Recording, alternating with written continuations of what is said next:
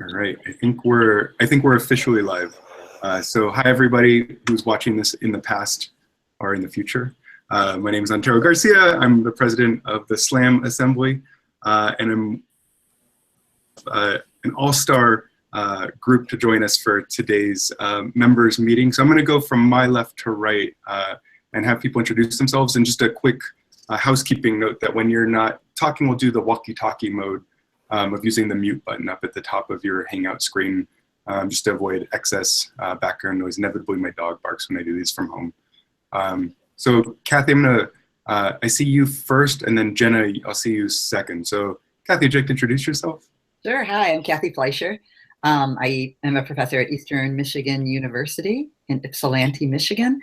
I teach English Ed and writing courses, and I'm an invited guest here tonight to be able to talk a little bit about everyday advocacy and what we're doing with that project at the convention. Awesome. Kathy, I'm really glad you're here. Thanks. Jenna, you want to introduce yourself? Sure. My name's Jenna Fornell. I work with NCTE. I've been with the council for a couple of years now. This will be my third convention, and I'm really excited to talk with you all tonight about some of the neat things that we have in store, thanks to Kathy and Susan, who are on this call, and then countless others who have been inspiring us and pushing us to think differently about what to do at the convention overall, but specifically how to think about NCTE in relation to advocacy. So that's what I'm excited to learn from and talk about with you tonight. Awesome, thanks. And then Raul, and then Rick, you're up after Raul. Okay, so hi, I'm Raul A. Mora. I'm an associate professor at UPB Medellin in Colombia, and I'm the chair of the Literacy in Second Languages project, and love to participate in the SLAM Hangouts every month. We're glad you're here. Rick. Yeah, hi, I'm Rick Beach, professor emeritus at the University of Minnesota in sunny Minneapolis, and looking forward to sunny Atlanta. I've done a lot of stuff on media literacy in the past and digital literacy, and as I was saying previously, we're going to do a little session at the NCTE conference with Alan Webb and Jeff Scher, who's been on this program, on climate change and advocacy around climate change issues. So glad to be here. Thanks, Rick. Robin, and then Susan. Hi all, I'm Robin Seglem, VP of SLAM. I help Ontario try to keep the circus going. I'm an associate professor at Illinois State University, so that's me. Awesome. And Susan. Hi, I'm Susan Hauser. I'm president-elect of NCTE. I'm actually not working in a classroom right now. I retired a couple of years ago after 30 years of teaching middle school English. And I live in St. Petersburg, Florida. Excellent, thanks. And so I think if we have a couple of people join us, we'll chastise them collectively and for being late, and then have them introduce themselves as well. But until that happens, first of all, so Kathy, Jenna, and Susan, I'm going left to right if in terms of order. I'm so thankful that the three of you were able to join us on short notice on my end. So thank you for your time, and I'm wondering if you could talk a little bit about the means, what this phrase kind of came up in your introductions, and what's the deal, question mark. I'm wondering if, would it make most sense, Susan, for you to talk first about the convention in general, and then for me to jump in after that and talk about specifically how everyday advocacy fits into that? That's okay, we just took this away from what you said, Antero. See. All right, can you hear me now? Yes. Well, I would say well over a year ago, when Jenna and I started working together and started to make some plans for what was going to happen at convention. We talked about ways to involve people. And my ideas kind of have evolved over this course of the time.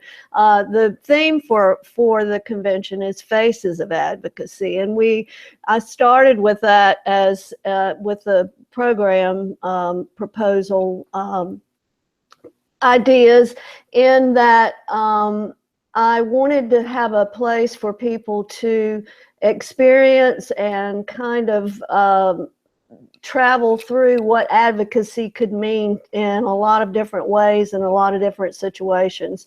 Not just advocacy in a government or political way, but how we can be advocates for our profession, for our students, for ourselves, for other teachers. And then along the way, Kathy became involved in training some people at 4Cs, and I went to that event and became involved a little bit more with ideas that she had. And what we've tried to do is incorporate all of that into some special sessions and some featured sessions at convention, as well as having a place for people to meet in a hub type situation or in a room next to those meetings, so that they could work through with people who have had experience with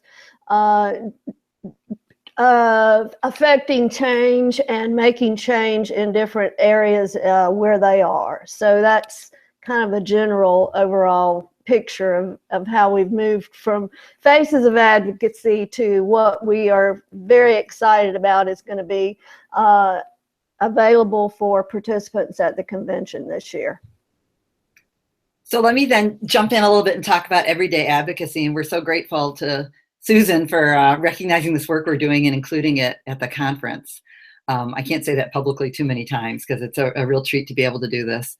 So I've been doing work in advocacy for probably over a decade now. I wrote a book a long time ago for NCTE called Teachers Organizing for Change. And that was kind of my first getting my toes wet, thinking about advocacy and the connection to teachers. And Rick, I think the reason that Alan had talked to me, we mentioned this earlier about the climate change stuff, is because my husband works for the National Wildlife Federation and has been an advocate in the world of environmental stuff for his whole career. And so I started learning a lot about advocacy from him. And then when I wrote that book, I did a lot of interviewing of advocates, community organizers in various fields of study. And I was really struck by what they do and how what they do is really so connected to what teachers can do. Some of the most important stories I read had to do with, sort of quote unquote ordinary people. There was a book called Ordinary Heroes that really struck me about how people in their everyday walks of life can really become advocates. So then let's fast forward a little bit. I always been doing some work in that and was interested in that, and then started teaching grad courses in that for teachers, along with Linda Adler-Kasner, who some of you may know, who used to be my colleague at Eastern Michigan University. But then I started doing some summer workshops, 3-day workshops for teachers, for them to come in and start thinking about what would this mean to do more than just be angry, be outraged, be resentful. How can we turn all that into something else? And how can we move beyond just the individual teacher telling a story to turn it into something that has power and movement and can help us get to a different place? What I'm always talking about is how somebody is writing the story of education and we should be the ones who are doing it. And right now we aren't. There are other people who are writing that story, and teachers feel as if they don't have any place in that story. So we want to change that. And we want to start thinking about what people can do as part of their everyday lives, as part of their teaching. So it doesn't become something that's huge and scary, and it's not going to be, we're going to end standardized testing, and it's not going to be, we're going to get rid of the Department of Education and put in our own person. I mean, it's not that level of stuff. It's a level of stuff if we start at our local level and we think about how we can make change at our local level. And if all of us are starting to do that and share our stories and thinking about that, then we can have a voice. Okay, so all that's going on. I'm doing these summer workshops and stuff. And then the late Kent Williamson, who is always looking down on us in this work, introduced me to Jenna and said, you guys should talk. And so Jenna and I started talking about this because she can talk about this in a minute, but she has some interesting background, which got me thinking in new ways about all of this. And so working together, we've been developing a website called Everyday Advocacy. and it's everydayadvocacy.org. And it's basically a program to help teachers learn what they can do to become everyday advocates. And there's all kinds of background information. There's toolkits on how to do it. There's examples from teachers who have been through workshops and all of that. So that is newly up. We just had a meeting on this just before this meeting. There's still a few changes to go on it, but it's one of those, it'll be evergreen, right? It's going to just keep growing and changing as we learn more from people. So that now connects to what we're doing at this at convention. Jenna, do you want to jump in and talk a little bit about that, about what we're doing at convention? Sure, I'd be happy to. Sure. So all of that is the foundation for the opportunity that we have that comes once a year to bring together thousands of educators and folks who care passionately about literacy and social justice issues and all of the issues that everybody brings to the convention, and think about how can we seize upon this moment of a convention themed around Faces of Advocacy, and think about how to combine that with a focus on people leaving this convention and going back home and feeling like they have some concrete things that they can depend upon or use to be able to think about how to create change in their local context. So a lot of the spirit behind the Everyday Advocacy workshops that are going to happen at the convention comes from a conversation with Susan several months ago, where we talked about, you know, if this convention were everything we dreamed it to be, what would be different for everybody who leaves the convention? And Susan said, well, I would like it to be possible that everybody who leaves feels like they have some small thing that they could change when they go home, and they have some sense of how they might go about doing that, what they might need to do that. There are many different things happening at the convention that are designed to help people achieve that. But one thing that that we're really excited about that both Susan and Kathy alluded to is there's going to be a space called the Taking Action Hub, and throughout the entire convention, and we wanted to extend an invitation to all of you who are on the call tonight to think about ways that you might participate in this. In this space, there will be workshops running continuously pretty much throughout the whole convention, where people can come and sit down with colleagues. The sessions are going to be facilitated by their colleagues, by folks who have volunteered they've gone through they've learned about some basics behind the idea of everyday advocacy, some core concepts about how to go about creating change in your local context in a way that you to potentially change the system while thriving in it at the same time. Because one of the things we thought a lot about in designing this is, if 6,000 people left the convention and they were all ready to go and upturn everything and completely transform it, and then for many of our colleagues, if they tried to do that in the environments they go to, they might lose their jobs. Then we have a whole bunch of students who are not, who are going to be in a bad shape because of that approach. And I have had experience. I come from a background spent a long time doing professional development with teachers here in Washington, D.C. And often my most sad moments would be when a teacher who'd gone through our training would come to me and say, this has completely transformed the way I think about what I do, and therefore I can't keep working in my school. And I was like, okay, darn it. Like, we accomplished something, and yet at the same time, now that's not good. So the everyday advocacy sessions are really designed to say, okay, well, what do we need to do to make these environments ones in which we can thrive, and ones that in which our values for teaching and learning are also able to thrive. Advocacy sessions focus on 3 core themes that are termed smart, safe, and savvy. And the workshops that are that are titled SMART, look at how to get knowledgeable about the issues that you are advocating for. And a lot of the thrust in that session comes from some work that I did, and Kathy and I have both learned a lot about through the Frameworks Institute. And I'm wondering, Rick, if you've come across any of their work in your research on climate change. They work in helping people think about how to use strategic framing around social issues to deepen public understanding of complex ideas. And so the Frameworks Institute's done research into lots of different things, but they've done a great deal of research into education. we'll spend some time thinking around some of these ideas about how we frame our language, how the public understands these education issues that we're passionate about, and what we need to do to try to reframe the way we talk about them so that people can understand the issues in the way that we do, and therefore we can work collaboratively towards change. Then in the safe session is about finding allies and figuring out how to raise awareness around our issues in a way that doesn't jeopardize our ability to maintain our jobs and continue to do the thing that we love, which is teaching and learning and working with our students. And then the Savvy session brings kind of all the pieces together and talks about how to create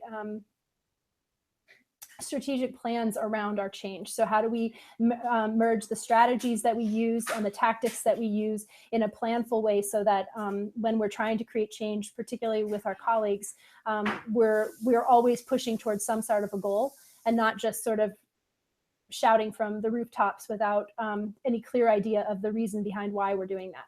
So we have these workshops that are happening throughout the convention, and we have slides and videos and lead sheets and such available for folks who want to volunteer to facilitate them. So if any of you are interested in that, certainly we'll share our contact information, but I know we'd be happy to have more folks join. And then I'm hoping that the rest of this conversation with all of you, we can talk about other ways in which the work that the SLAM Assembly is doing might connect with all of these different things we're talking about that are going on at convention, because I think there could be some real opportunities for synergy. So I'm going to say I'm super excited about these, and I'm going to ask some redundant questions just to make sure things are clear for folks. And I see you joined, at least your picture's joined, so if you can hear me and you want to introduce yourself, feel free to do that. Hi, I am only able to join in for just a few. So I'm Anna Smith. I'm at Illinois State University, and I have to commute home in a few, but I wanted to chime in for as long as I could tonight. Of course, I'm glad you're here. It's good to see you. So I'm really excited about these workshops, and I'm just going to ask the redundant questions of who are they for? So if I'm going to the meeting and I'm a pre-service teacher, should I not go to these? If I am a current teacher, are these for me? If I am a teacher educator, do these make sense as spaces for me? And if I don't have any, if I don't feel like I have any advocate or in forms of teacher activism, am I welcomed in these spaces? And I realize these are facetious questions. I'm going to ask them anyways, just to make sure we have some clear answers for people. Yes, yes, yes, yes. I think there were 4. Absolutely. So the idea is we start each of them with this question: what is it you wish others understood about literacy education? And I think whether you're a new teacher, a pre-service teacher, an English educator, you have something that you care about that you want others to understand. I'm really passionate about this in terms of pre-service education for teachers. And if you look on the site at some point, there's one section of it that says how to use the site. And we have some ideas on it for if you are an English educator teaching English education classes, or if you are working with practicing teachers and professional development.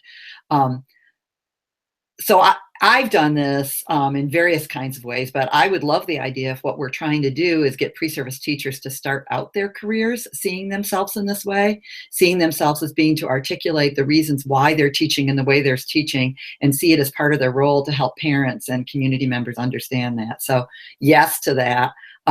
Yes to if you're a practicing teacher, how you can do this. I can really see PLCs or professional development going around this. What are the other groups you mentioned? English educators, absolutely. Of course, including it in your pre-service classes, but we also have in there some ideas of how you might do it if you're an English educator and you want to insert part of it in a class. Like one of the things I've been doing now in my grad classes with teachers is we don't do a full-on discussion of this, but when they get to sort of the seminar papers they're doing at the end of the term, that we spend a day or 2 on this, and then they turn that sort of academic paper into some outreach to try to raise awareness with some other group. And it's actually been interesting. The people I had last winter, a couple of them have been coming to me and telling me, oh, I did this, and this is what I did, and this is what people are understanding differently. So that's been pretty cool.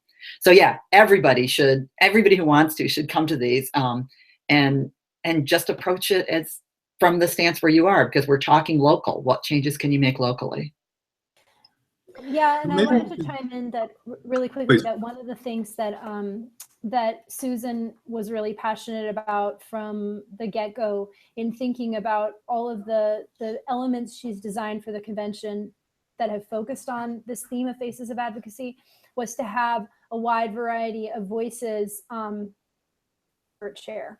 And in these workshops, the volunteers that we have represent all different, they come from all different spaces. So some are classroom teachers, some are working in an elementary space, some are working in a secondary space, some are teacher educators, some are teaching English at the college level. So, we felt really strongly that we wanted the sessions not to be led by Kathy or I, or one person recognized as the leader in advocacy out there in the world, but that every session be facilitated by somebody different, so that people really get the opportunity to learn from a variety of different experiences and perspectives, but also to see that this is something that can belong to everybody and that everybody can belong to.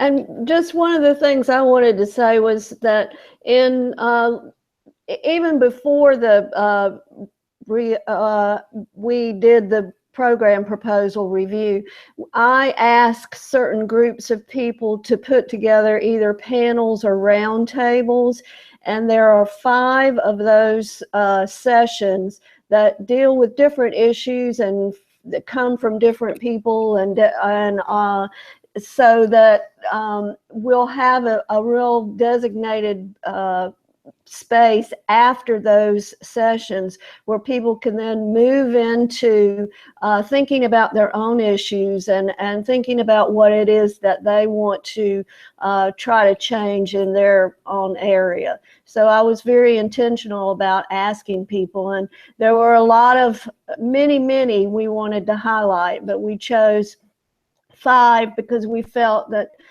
if we tried to do it anymore, we would just run these people into the ground that had volunteered, and we didn't want to run them away and overwork them too hard. So we kept it at 5 sessions, but there are a lot more featured sessions this year as well. As a matter of fact, I don't even know if you know this, but your presentation is a featured session. So the SLAM group, your presentation. We'll try not to blow it, I think. I have every confidence that you will not. Robin, do you want to talk about the national board comment you threw on the side here? Sure. Yeah. So one of the ways that Ontario and I got to working together and to know each other is we were on the committee that rewrote the ELA National Board standards. It's been what, 5-6 years ago? Something, I don't know, it's been a while. But one of the we added 2 new standards to the ELA standards, and one of them that we were passionate about was ELA or not ELA, advocacy.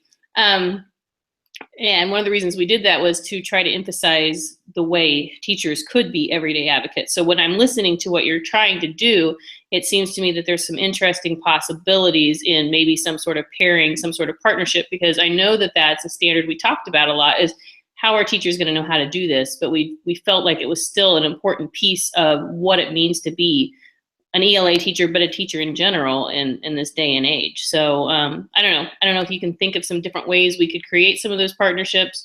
National boards right now is on my mind because I'm doing some other work for them at this point. So I'm always willing to take things back to them. But I thought I'd introduce that idea. Robin, whoops, am I on? Okay. Robin, I would love it if you could send me links to some of that, because one of the things I have on the site is this, how to use it. And we have it linked to the NCTE standards, the SPA standards connected to CAPE for what is it called? For pre-service teaching. But that would be an awesome thing to be able to link to that too, to be able to mention that as one of the things. So if you could send that to me, that would be great. And I would love to see some people from, yeah, from the national board come and share what they are interested in. Invite them to come to this too if they're at the convention.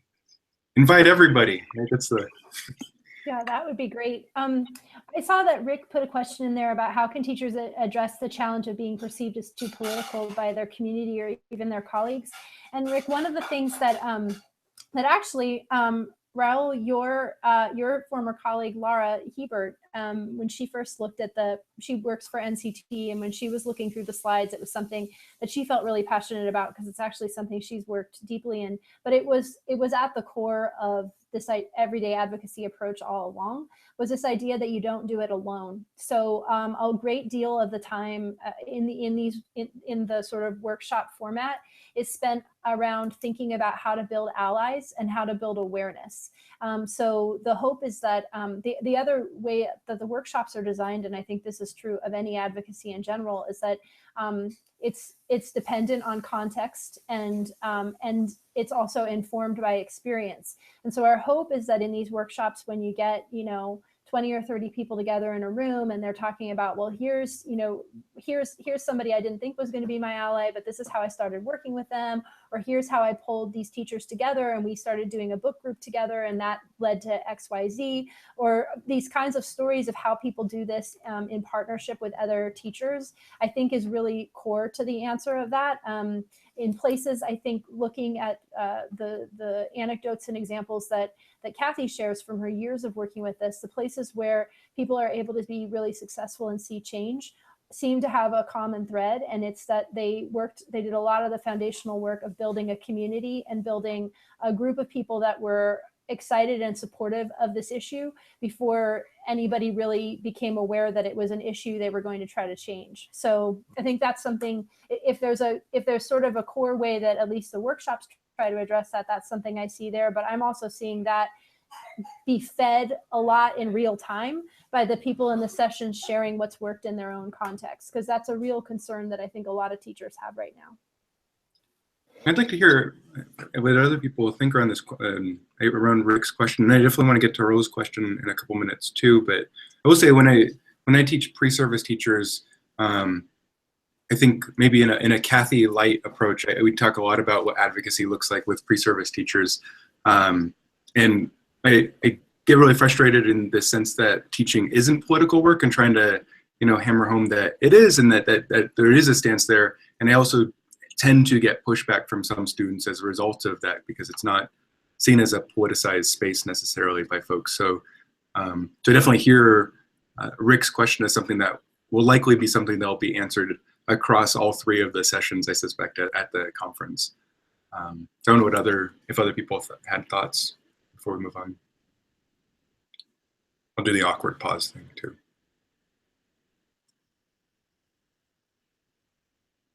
And if not, Raul, do you want to jump in? Let me jump in on that for a sec. I mean, Jenna said yes, yes, yes, and I think again, this is why I go back to I want to start this with pre-service teachers from the beginning, because anything they choose is a political stance. However they teach it is a political stance, and part of what I think they have to understand is we live in a world right now where teachers have to be so articulate about why they're teaching what they're teaching. Like, you really have to know the reasons why, and you really have to help other people know that so you can keep doing it.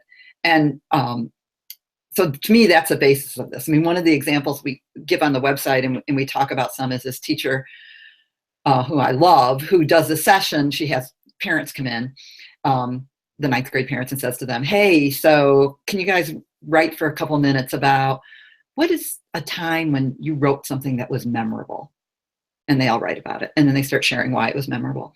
And when they share and talk about it, nobody mentions a 5-paragraph essay. Nobody mentions a compare contrast essay. Nobody mentions, writing that they didn't care about. They talk about all these things about, they wrote this, this thing that was so meaningful to them. And, they just write in detail about all that kind of stuff and share that. And so then Sarah, the teacher, is able to say, so this is what we're talking about. We're talking about real writing, right? So she's gotten these allies. She's built awareness in this way that's very safe and isn't threatening.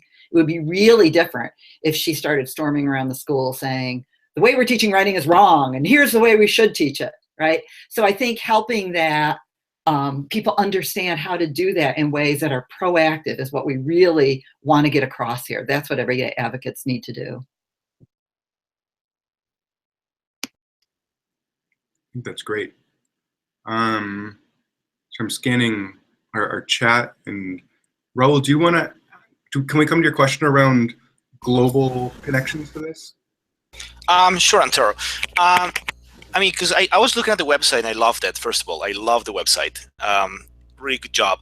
But then I'm thinking about the whole idea of literacy in English and how many, I mean, all the issues surrounding English as a global language. And even if you look, for example, at the Council of English Education, the position statement or definition of English is quite encompassing. It's actually kind of like doesn't narrow it down to English as a mother language, but also talk about language learners. And I apologize; those are my puppies going wild. I hope that won't disturb the Hangout.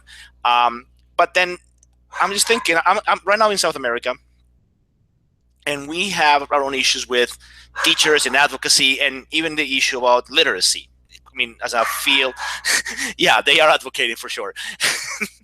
And the field of literacy in Colombia, it's shifting. And I really want to know how we can do that advocacy, not as a U.S. thing, but as spark a global movement. And I don't have an answer for that. I just want to, like, hopefully through the conversation you can help me figure it out. I wish I had like a concrete answer, an eloquent one to give, but no. All I got is a couple of rambling ideas about this and puppies barking. But I think that's a start for the conversation. Well, I think we can solve this in 20 minutes. I'm sure everyone's on the same page.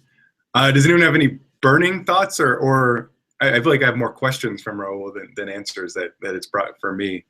And I'm particularly thinking about, like, what does SLAM do if we're a nationally and globally distributed group, right? Our local, in terms of what everyday advocacy isn't, a geographic local, but it's probably a digital local. And so what does that mean in terms of what our advocacy looks like as a collective? And so that's a question for me about, SLAM's priorities, and SLAM's priorities in relation to what English and English education mean, right? So tying this back to Raul's comments, and also thinking about, if I'm not attending the conference, it seems like there's a lot of resources on the everydayadvocacy.org site for me to draw upon, but how do we also continue to sustain community around that site is also a question that I've been at this work. So again, just adding questions instead of answering any. It's such a professor thing to do, sorry. But I don't know if other people have either more questions or answers to them or responses. Yeah, I got a question. When you think of this, the election we've just been going through, a lot of the concern has been expressed about media coverage of the election. And it seems to me that this is a really important topic in terms of media literacy and SLAM to generate more curriculum, more instructional activities around how do we think about the media coverage of issues in election, where I just think it's been, the media is really, and they admit this, they have really fallen down. And so, how can we develop some of that curriculum so that teachers have access to some really good ideas going forward? Because this is not going to stop now. It's not going to stop with the election, where there would be some really good resources to deal with some of these issues around media literacy and political issues across the board in terms, and this relates to international issues too. I love that. So kind of looking at what are the resources to engage in conversations around media literacy and probably doing that kind of in the moment. Is that what you're thinking, Rick? Yeah. I mean, where do teachers go to look and find these things? My other point is, I think it's important NCTE not view this as doing it alone, that there are other organizations, and I was real active with the Literacy Research Association, there's the International Literacy Association, there are the unions, to somehow think about how do you join forces with those other organizations, because I mean, the key theme in advocacy is you find allies to organize politically. And I think that's really, be important to kind of reach out and say from these other organizations, what kinds of things are you doing that we could help you with, and vice versa. Because, for example, international literacy, they do a lot of international stuff all over the world. And well, what are they doing that we could support them, and so on. So that would be one thing that, I think NCTE could think about doing. So one thing I'm thinking about with both of the questions that were raised, and that I hope that the site and the workshops will help with, is we really talk about people developing their own issue. Like, what is the issue that you care about? And then how do we move forward from that? So for example, if SLAM as a group wanted to have an issue that was an issue that they wanted to pursue, which had something to do with media literacy surrounding the election or something to do with global stuff, if there's a question that you guys worked at and honed and used these workshops and or the website to help you try to really hone your message, cut your message in a way that would fit for particular audiences, start thinking about the allies for that. I mean, that's kind of the goal of this, so that it's not just one message or one issue that we're talking about, but the issue that fits what you guys care about. And I think what you guys have said about going it alone is definitely not the answer. You have to do it with other people. So this could be something that SLAM wanted to think about. Jen and I were talking before the call that it may even be that you would want to have a group of SLAM people come to a session together, or go to different sessions and then join together afterwards to talk about that. And through these sessions, we're going to be helping people identify an issue and figure out, how to, gain more knowledge about that, which goes back to the resources that you were talking about, Rick, or who the allies might be, which could be what Raul, you're talking about too, who are allies in various places. So this could be a forum for you guys to use this as a beginning to start to gather some stuff, and then to make it work in the way that it works for your organization. And then a question came in someplace about how do we make this grow? There is a place on this for people to do blog stuff, to write about, okay, so what have you done with this? How is it going for you? So we'll have on this a blog. It'll be a curated blog, so people can't throw stuff up there, but a blog that will go up there and people can share what they're doing. And so different groups of people can learn from other groups of people on it. Yeah, something that I thought, and I'm sorry, everybody, we have homecoming. I live behind a football field, and we have homecoming tomorrow, and so it's very loud right now because they're practicing. Everybody has different sound effects. Anyway, the thing that was striking me in all of you talking was this was something that Kathy has actually really helped me to think a lot about, but it also is something that's core to what Frameworks does, and it's talking about values. And thinking about shared values. And I think that across, if you think about, when Raul was talking and this idea of, literacy globally, or what does English mean globally, or what, when you think about the work of SLAM and what you're thinking about, what are some of the core kind of values that are at the center of why you're doing this and why it matters and why it's important right now, that these are the issues that we raise people's consciousness around. And one of the ways that I have grown to really like thinking about this notion of advocacy is that it's really about, it comes from a place of assuming that people would do things differently. We would make the right choices in terms of policy and whatnot. We'd be forced to if everybody understood the issues better. And so I often recognize that that's a Pollyanna way of thinking about these things, but it helps me sleep at night. And so if we think about that it's really that one of the fundamental reasons why, say, a particular why teachers don't feel like they can teach about seeing in the media during the elections, because they're worried that they're going to be challenged for getting too political around those issues. Well, do is teach critical literacy and like a student's ability to be able to look at information and discern it and understand what it's about. Well, the core of all that is this value that is a shared value that could happen across both sides of a debate around an issue like that. That we want we assume that we want to have young people go into the world able to make informed decisions.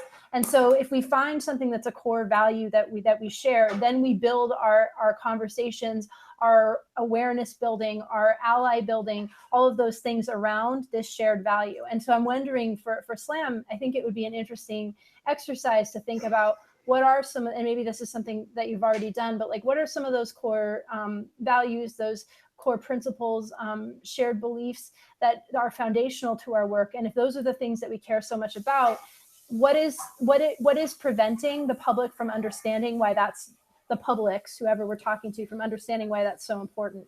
And I like thinking about advocacy in that way, that it's sort of like a puzzle and has a lot to do with language. Thinking about what language do we need to use that helps people to think about these issues differently. But that's a lot of what we talk about in the that first workshop around SMART, is thinking about how do we understand how other people understand this issue. What are some common values that we have people actually around the room identify what common values underlie all of the different issues that people bring to the table. And I would imagine that would have a global component to it too. I bet that as people who care about literacy, regardless of where we are on the globe, there are some foundational in common. And it seems like finding those is a place where we'd start then to think about how to build our approach to advocacy around it.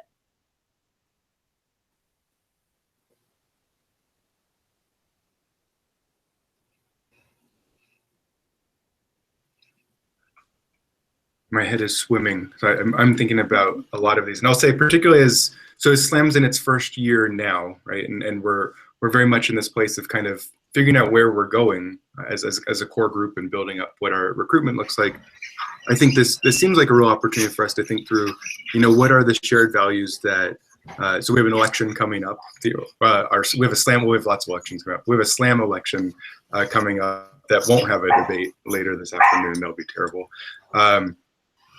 So for us to think about, what does the new leadership, what is the responsibilities of the new SLAM leadership, and what does that look like, right? And so to that point, I think Rick's asking what the session NCTE will be focusing on. And so we have our business meeting Saturday afternoon. I think it's at 5:45 or something. No, it's I'm not sure what time it's at. Sometime on Saturday we have an afternoon session. That'll be our business meeting. And I think that's going to be a place where, like last year, there will be a part that'll be generative, where all of the members who are there are going to think through what sessions does SLAM want to have represented at next year's conference. We've had a few sessions that were developed at last year's business meeting. They're going to happen at the meeting this year, including a meeting where I think some 9-year-olds will be Skyping into Frankie's session that she helped organize at the SLAM business meeting last year. So we're excited about that. But I think the other half of it, other than being generative, we'll be thinking through, will still be generative, but will be a different generative. And that is, unless people have other ideas, which I'm definitely open to hearing, solidifying, kind of a vision statement for where this group is going. I'm not said to be handing over the reins of the leadership to this to Robin and going on a vacation to the Bahamas for the future while she takes over all the leadership for this. But I think that's my sense of what we do with that session. But if other folks have ideas, that would be helpful too. I don't know if Rick, in asking that question, you had some, or other people. No, I think it's a real open discussion. Okay. And having people share their thoughts rather than one more we'll be listening to presentations for days, as opposed to, having some shared thoughts about where the organization should go, ideas about, future sessions. So yeah, just open it up for a general discussion. Yeah. And the other side of this that I'll add is Raul is someone who I don't think is coming to the annual meeting this year. Maybe. Also thinking through how do we keep other members informed and engaged in this work if they're not, so it's not specifically just about a couple of days in one space, right? But keeping that kind of global vision of what this work does. So those, I think, are the things we're interested in. I will say also, the three of you have so Kathy, Jenna, and Susan have really given us a lot of vocabulary to think through, which is really helpful. So in addition to the smart, safe, savvy work, I think it'll be helpful for SLAM to think through, what does advocacy mean from a SLAM perspective, right? And what is everyday a little, I take it very literally in terms of what everyday means in everyday advocacy, but kind of unpacking the temporal nature of advocacy is probably useful for us, in addition to things like shared values and lots of local. What does local mean? I think those are some questions for us to think through as a group. There's probably other words. We'll have a vocabulary test at the end of this Hangout today. So we have a few more minutes and we're going to wind down in a little bit. Do people have other questions or things they want to share out before we start to wrap up? I had a question for you, which is I'll pay you back for the professor asking questions and ask you one back, because of who we have here, because this is the SLAM group. What kinds of ways have you seen, do you like, that do keep conversations going, that do keep people talking after some kind of event that maybe gets, we actually just before this call, we're talking about the phenomenon of the hashtag and whether or not it's, everybody's doing it. Is it dead or is it something that lives on? You had last year actually mentioned to us the power of using Slack, which is something that NCTE now uses internally as a communications tool. So I'm much more familiar with it than I was last November when you shared it with Kathy and I. What are some things that you all like that you've seen enable conversations to happen around real issues like over time? So I will echo, I guess, what I said last year and what you just said, in that, so I use Slack with a research group here in Northern Colorado with, a dozen teachers and 6 researchers and a bunch of graduate students. And it's just a really powerful tool for what that means. I think the limitation, well, I guess it could be a limitation, is it's not open, right? Like it's not a public space. And I see like the podcasting company Gimlet, if you are a member, you get to join their Slack channel. So these are like perks of how media companies might be bringing in Slack. But I ran a workshop on youth participatory action research at a conference 2 weeks ago, and we started a Slack channel for people who are doing YPAR work around the country, and we're interested in seeing, can that grow as a hub for communication? I think it's a hard tool to explain to people if you don't use it, because it's basically, so it's chat rooms, like, well, why would I use that? And then I think once it becomes more intuitive, so it's not an easy thing to explain, but they also had a commercial on the Super Bowl, so maybe it's becoming easier. And I also think, I have a tab of Twitter channels, Twitter hashtags on my Chrome browser at any given time. So keeping an eye on, the literacies hashtag that Anna, who was on here earlier, has been helping curate for a long time, and the NCTE chat. I think even in the months between each of the chats, there's some active conversation there. I think those are useful. It's a question of like what's open and what's closed. So those are my 2 initial thoughts. What do other people see as useful tools?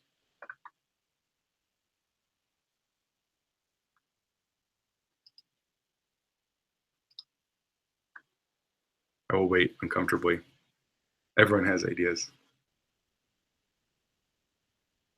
So another question I have for NCTE is, their NCTE comes out with these position statements.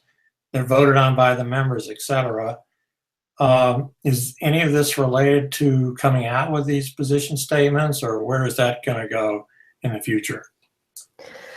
Well, I can talk to you a little bit about that, Rick. I was going to chime in a minute ago.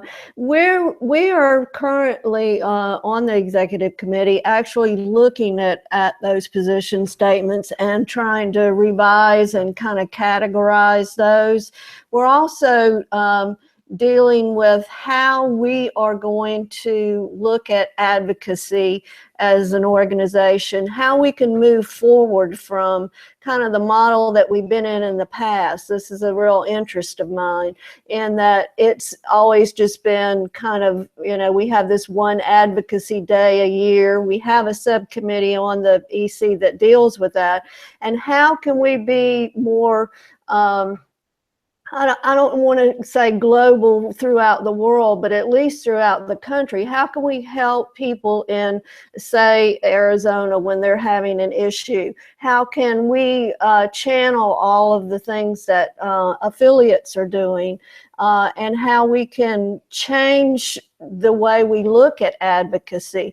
And I think we've felt, Jenna and Kathy and I have felt part of training people at convention was kind of like a step in that direction, so that we could get people to look at their local issues. A lot of those now, because of ESSA moving money to the states and that sort of thing, and not just always from the political point of view, but what's going on in your area that's something that teachers want to mobilize around and that are passionate about. I don't know if that answers your questions or not, but those are some of the things that we're going to be dealing with while the next year, while on the executive committee. But just yeah, I think that's great, and I think Katie's been working with Luann, in the Washington office about gathering information. It just seems to me there could be a lot more of that. For a while, LLRA had a weekly email on a listserv just indicating what's going on in terms of politics and what's going on in terms of policy stuff. And I think NCTE could do more about that in terms of, and I know it does an excellent job with those, listserv publications, but more in terms of some of that political policy information that, Luann does a good job collecting, and then letting members know, particularly in terms of local stuff. Right. But I think some of our hesitation to spend a lot of time about this year is because we have no idea what the political climate's going to be like after the election and or after the first of the year. And so we've looked at shifting some of that focus a little bit to later on in the year when people are in place and when people might have an idea of what, how they can be more effective in that way. So our advocacy efforts there in DC are going to be, as they would be in any election year, are going to be, somewhat slowed down this year. But it is still a very strong push, because I've been involved with doing that for the last 10 or 15 years, and always being in DC and doing things here at the state level and Florida as well. Part of what we want to do is really challenge and engage the affiliates in the work that they're doing as well, and try to hone in on that and do a lot better job of sharing as we move forward. One thought I want to add on this, is that okay? Yeah, please, go ahead.